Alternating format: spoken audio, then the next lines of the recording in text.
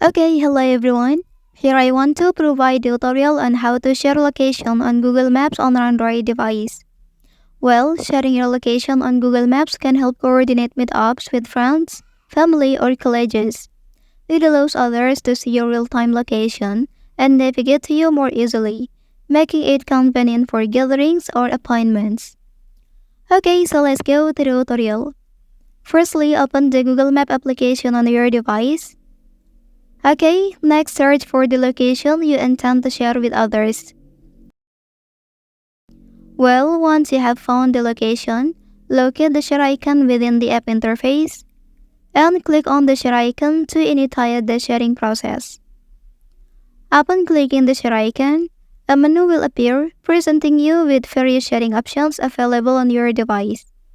Okay, you can choose to share the location through different applications installed on your device, such as messaging apps, social media platforms, or email.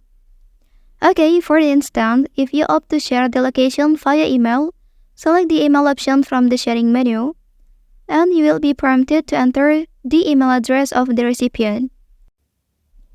After entering the recipient's email address, you can customize the message or add any additional information you wish to include.